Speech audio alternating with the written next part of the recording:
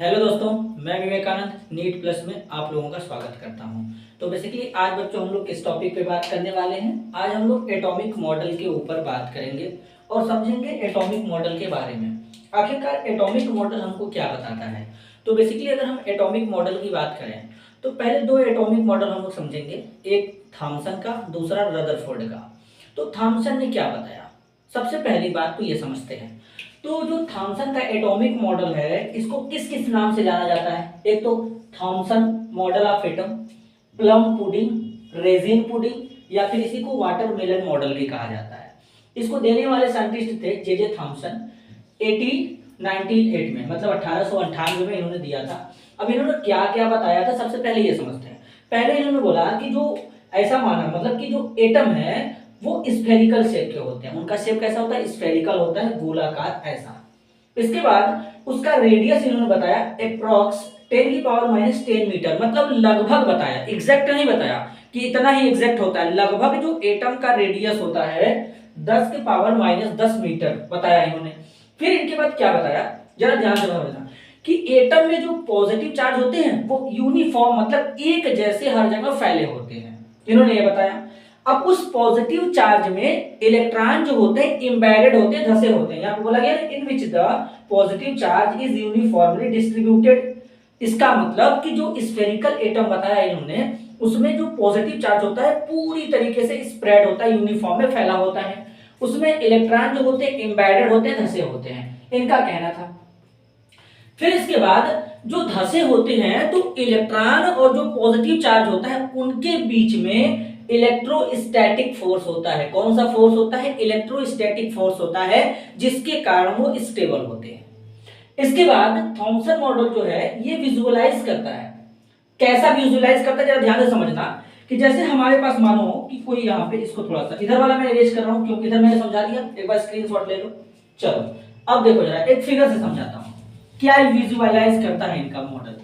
Visualise करने का मतलब क्या है, देखो जरा समझते हैं। यहाँ वाटरमेलन देखे हो, तरबूज, जिसको नॉर्मल भाषा में हिरमाना कहते हैं, समझ रहे हो। वाटरमेलन को तरबूज और एकदम नॉर्मल भाषा में हिरमाना कहते हैं, जरा समझना।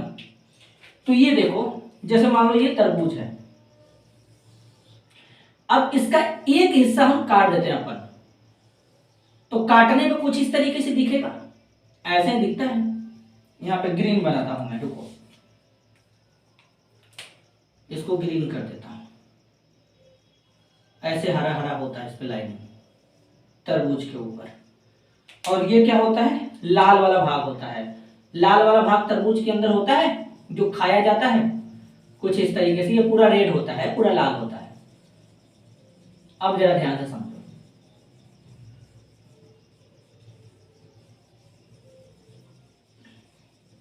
ये रेड पार्ट है, लाल वाला भाग है।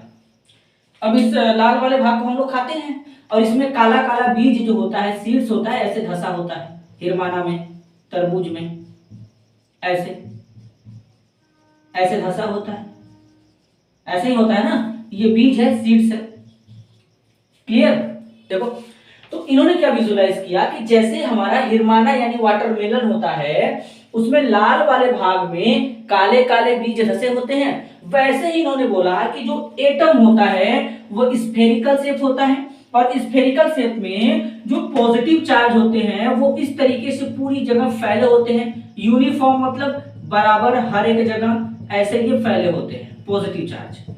अब इस पॉजिटिव चार्ज में इलेक्ट्रॉन जो होते हैं बीच में धसे हुए होते हैं, और इलेक्ट्रॉन और पॉजिटिव चार्ज के बीच में जो फोर्स लगता है उसे इलेक्ट्रोस्टैटिक फोर्स कहते हैं, ये इनका कहना था। तो इसको कंपेयर कर दिया वाटरमेलन से, हिरमाना यानी तरबूज से कंपेयर कर दिया, तो इसलिए इनके मॉडल का नाम वाटरमेलन मॉडल पड़ गया। या प्लम पुडिंग मॉडल, मतलब जो बेर होता है उसके अंदर बीज जो होता है, तो उससे भी कंपेयर कर दिया। तो ये देखो, ये है, तो लाल वाले पार्ट को क्या बता दिया इन्होंने, पॉजिटिव चार्ज बताया, और जो काला वाला सीड्स था इसको नेगेटिव यानी इलेक्ट्रॉन बताया, ये बताया इन्होंने। लेकिन अब मैं आप लोगों को कुछ बताना चाहता हूं। एक्चुअल में ऐसा कुछ भी नहीं होता है। एटम में पॉजिटिव चार्ज उसके सेंटर में न्यूक्लियस में केवल प्रेजेंट होता है और इलेक्ट्रॉन ऑर्बिट में घूमता है, चक्कर लगाता है। तो इलेक्ट्रॉन और नेगेटिव जो प्रोटॉन होता है न्यूक्लियस में पॉजिटिव, उनके बीच में इलेक्ट्रोस्टैटिक फोर्स लगता है, ये बात सत्य है। लेकिन इलेक्ट्रॉन जो होता है वो केवल ऑर्बिट कक्षा में घूमता है, ऐसे ऐसे ऐसे, और न्यूक्लियस में प्रोटॉन पाया जाता है। तो ये कहानी यहां पे चलता है। तो बाद में इनका मॉडल फेल हो गया। अब इनका मॉडल फेल क्यों हुआ ये मैं बताता हूं। इनके मॉडल के फेल होने के रीजन कि एटम का स्टेबिलिटी ही नहीं बता पाया। फिर भी इनका मॉडल हम लोग पढ़ रहे हैं। तो इसके पीछे का रीजन ये है कि भाई जिस टाइम पे कोई भी साइंटिस्ट ये नहीं बता पा रहा था एटम कैसा होता होगा, एटम का स्ट्रक्चर कैसा होता होगा, तो कुछ भी नहीं बता पा रहा था, एटलीस्ट उस टाइम पे एन वक्त पे इन्होंने कुछ सोचा और बताया कि ऐसा होता होगा। अब इनके सहारे धीरे धीरे साइंटिस्ट ने आगे बढ़ा। तो पहली बार किसी ने बताया कि एटम कैसा होता होगा, वो थे हमारे जे थॉमसन।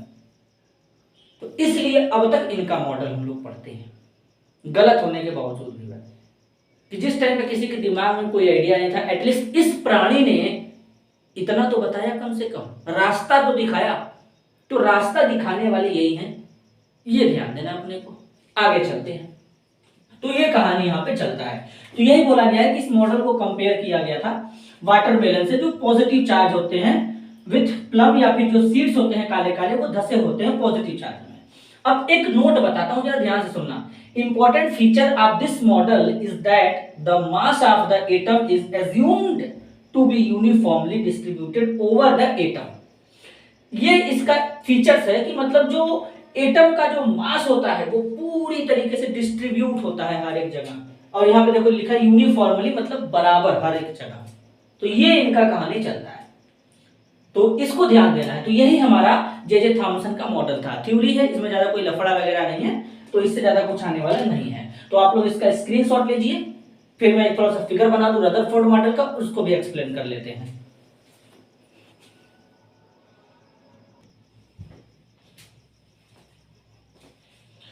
चलिए, उम्मीद है आप लोग स्क्रीनशॉट ले चुके होंगे। ये देखिए रदरफोर्ड का एक्सपेरिमेंट है, या इसी को रदरफोर्ड का न्यूक्लियर मॉडल भी कहते हैं, अल्फा स्कैटरिंग मॉडल भी कहते हैं। तो रदरफोर्ड ने क्या किया, अपने उनके कुछ स्टूडेंट थे, विद्यार्थी थे, उनके साथ मिलकर के, हेंस गीगर जैसे उनका स्टूडेंट था, मिलकर के ये एक्सपेरिमेंट किया था। रदरफोर्ड का पूरा नाम है अर्नेस्ट रदरफोर्ड, ठीक है। तो इन्होंने क्या किया, सबसे पहले सोर्स ऑफ अल्फा पार्टिकल लिया। सोर्स मतलब जहां से अल्फा पार्टिकल मिलता होगा वह सोर्स लिया। अब बेसिकली अल्फा पार्टिकल मतलब क्या है भाई, कहां से मिलेगा, उसका सोर्स क्या होगा, रेडियो एक्टिव सब्सटेंस होगा। तो अल्फा पार्टिकल कहां से मिलेगा, रेडियो एक्टिव सब्सटेंस से मिलेगा। रेडियो एक्टिव सब्सटेंस से मिलेगा। रेडियो एक्टिव सब्सटेंस से हमको क्या क्या मिल सकता है, अल्फा बीटा गामा। अपने को अल्फा चाहिए। फिर इस अल्फा को लेड प्लेट से पास किया, लेड प्लेट इसलिए यूज किया गया कि एकदम स्ट्रेट जाए, तो सीधे गया। फिर यहाँ पे गोल्ड फॉइल लिया गया, सोने का पन्नी, 100 नैनोमीटर था, थिन था, पतला था।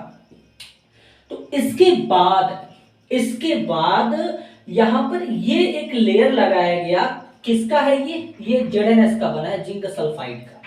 ये क्यों लगाया गया समझाता हूं। ये इसलिए लगाया गया कि जब इससे मतलब ये इसलिए लगाया गया, इसका रीजन बताता हूं कि अगर इस गोल्ड फॉइल से अल्फा पार्टिकल सीधे निकलता है तो हमको कैसे पता चलेगा। तो सीधे निकलेगा तो ये इससे टकराएगा, और इससे टकराएगा तो फ्लैश उत्पन्न करेगा। क्या उत्पन्न करेगा, फ्लैश, लाइट उत्पन्न करेगा। तो हमको पता चल जाएगा कि ये सीधे जा रहा है कि मुड़ रहा है, ये हमको पता चल जाएगा। अगर सीधे जाएगा तो यहां से फ्लैश निकालेगा, यहां पर टकराने के बाद सीधे फ्लैश यहां से निकलेगा। अगर मुड़ के टकराएगा इधर तो फ्लैश यहां से निकलेगा। तो हमको इससे पता चल जाएगा कि कौन से डायरेक्शन में मुड़ रहा है, नहीं मुड़ रहा है तो सीधे जा रहा है, ये सब फ्लैश से पता चल जाएगा। तो यहां पर क्या किया गया कि इसको पास किया गया। तो पास करने से ये पता चला कि जो कुछ अल्फा पार्टिकल थे वो एकदम सीधे निकल जा रहे थे। अब सीधे निकलने का मतलब होता है कि एटम का मैक्सिमम पार्ट जो था वो हॉलो था, खोखला था अंदर से, ये पता चला। तो यानी जो रदरफोर्ड ने बोला था, सॉरी जे थॉमसन ने बोला था कि मतलब पॉजिटिव चार्ज पूरी तरीके से यूनिफॉर्मली डिस्ट्रीब्यूटेड होते हैं एटम में, वो तो बात गलत हो गया। वो तो बात गलत हो गया। क्यों? क्योंकि अल्फा पार्टिकल पे पॉजिटिव चार्ज होता है, और जो पॉजिटिव चार्ज के सामने जाएगा भाई उसमें रिपल्सन होगा, मतलब वो स्ट्रेट नहीं जा सकता। तो इस एक्सपेरिमेंट से उनका बात गलत हो गया। आगे देखो, अब दूसरा बात कि कुछ अल्फा पार्टिकल डेविएट होने लगे। कैसे पता चला? जब ये यहां से गया, इसमें से डेविएट हुआ तो लाइट यहां से निकला यार, फ्लैश। तो इसका मतलब ये डेविएट हुआ था कुछ ना कुछ एंगल से। तो डेविएट होने का मतलब है कि इसके अंदर कुछ पॉजिटिव चार्ज थे जो एक जगह पे इकट्ठा थे, तो उससे टकराने पर क्या हुआ, वो डेविएट हो गया। वो यहां पे समझ में आएगा। जैसे ये एटम का है सेंटर है, अब यहां से पास किया अल्फा पार्टिकल, तो सेंटर से नहीं गया, आजू बाजू से निकल गया। लेकिन अगर सेंटर वाले हिस्से पे आ रहा है, जो मैंने डॉट बनाया इसको न्यूक्लियस कहते हैं, तो अगर इस वाले हिस्से पे आ रहा है तो मतलब डेविएट हो रहा है। तो अल्फा पे पॉजिटिव, इसका मतलब ये पॉजिटिव चार्ज था।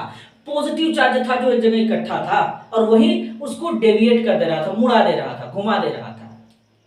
तो उसी को नाम दे दिया रदरफोर्ड ने न्यूक्लियस। तो न्यूक्लियस को डिस्कवर करने वाले साइंटिस्ट का नाम था रदरफोर्ड। ये दिमाग में बात बैठा लेना। न्यूक्लियस वर्ड कहां से आया? रदरफोर्ड ने दिया था। इसीलिए जे थॉमसन के एटॉमिक मॉडल में न्यूक्लियस वर्ड यूज नहीं किया गया था, न्यूक्लियस वर्ड दिया था रदरफोर्ड ने।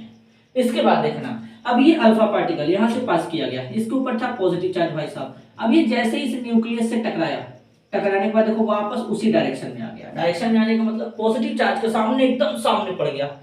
अब कोई उपाय चारा नहीं था, तो भाई अपने रास्ते वापस ही लौट जाते हैं। यही वाला कहानी यहाँ पे चला।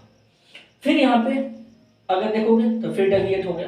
तो यही कहानी यहाँ पे चलता है। तो ये सब सारा जो कहानी था, स्टोरी था, रदरफोर्ड का था। तो रदरफोर्ड ने जो था वो एटम के स्टेबिलिटी को भी एक्सप्लेन नहीं कर पाया। जरा इनका ड्रॉबैक समझाता हूं तुम लोगों को। इनका देखो क्या कहना था, इन्होंने कंपेयर कर दिया सोलर सिस्टम से। जैसे सूर्य है, सूर्य के चारों तरफ प्लेनेट चक्कर लगाते हैं, तो उससे कंपेयर कर दिया इन्होंने। इस तरीके से कंपेयर किया कि अब एटम के सेंटर में न्यूक्लियस पाया जाता है, न्यूक्लियस के बाहर जो सेल या ऑर्बिट है, इन्होंने ऑर्बिट नाम भी बता दिया था। इस सेल या ऑर्बिट में इलेक्ट्रॉन जो होते हैं वो ऐसे घूमते रहते हैं, वो ऐसे घूमते रहते हैं, जस्ट लाइक पार्टिकल ऐसे घूमते रहते हैं। तो अब बात यह है कि अब इलेक्ट्रॉन और न्यूक्लियस के बीच में इलेक्ट्रोस्टैटिक फोर्स होता है भाई, हाँ ठीक है, होता है स्टेबिलिटी के लिए। फिर क्या बोला कि जैसे अब सूर्य के चारों तरफ बहुत सारे प्लैनेट चक्कर लगाते हैं, तो इसी तरीके से ये भी क्या करता है, ऐसे चक्कर लगाता है, घूमता है। तो जो घूमेगा तो पार्टिकल मूवमेंट में है, तो अगर मूवमेंट में है तो एनर्जी बाहर निकालेगा, एनर्जी बाहर निकालेगा मतलब एनर्जी को लॉस करेगा। तो कहीं ना कहीं जब लगातार ऐसे घूमता रहेगा तो एक टाइम के बाद कभी तो ऐसा समय आएगा कि इसके एनर्जी में कमी होगा। तो जब इसके एनर्जी में कमी होगा तो देन कुछ टाइम बाद ये न्यूक्लियस के साथ कोलैप्स कर जाएगा। कोलैप्स करने का मतलब एकदम नॉर्मल और आसान भाषा में समझे तो ये न्यूक्लियस में गिर जाएगा। और न्यूक्लियस में गिरने के बाद एटम का कहानी तो खत्म, अस्तित्व यानी आइडेंटिटी खत्म हो गया। तो ये इनका ड्रॉबैक हो गया कि मतलब इन्होंने एटम के स्टेबिलिटी को एक्सप्लेन नहीं कर पाया। तो ऐसे बहुत सारे फैक्टर थे। काम तो बहुत बढ़िया किए, न्यूक्लियस को डिस्कवर कर दिए। रदर थॉमसन के कुछ बात भी गलत हो गए, लेकिन फिर बाद में यहाँ पे फेल हो गया। इनका मॉडल स्पेक्ट्रम की भी स्पेक्ट्रम को भी एक्सप्लेन नहीं कर पाया। तो ये सब इनके ड्रॉबैक हैं। तो लेकिन थोड़ा सा इनका जो मॉडल है थॉमसन से एडवांस था, हट के था। तो ये इनका पूरा कहानी है। तो ये दो मॉडल अपना था, एक रदरफोर्ड और रदरफोर्ड थॉमसन, यही मेरे को समझाना था आप लोगों को। तो ये क्लियर हो चुका होगा। तो नेक्स्ट लेक्चर में हम लोग क्या डिस्कस करने वाले हैं, हम लोग डिस्कस करेंगे isotopes, isobar, atomic number, atomic mass, ये सब सारा चीज डिस्कस करेंगे। तो मेरे हिसाब से ये दोनों मॉडल आपको क्लियर हो चुका होगा। केवल थ्योरी था, ज्यादा इसमें कोई दिमाग एक्स्ट्रा लगाने की जरूरत नहीं है। जितना मैंने बता दिया उतना मोर देन सफिशिएंट है, एनफ है। तो आज के लिए बस इतना ही, मिलते हैं अगले वीडियो में, तब तक के लिए धन्यवाद।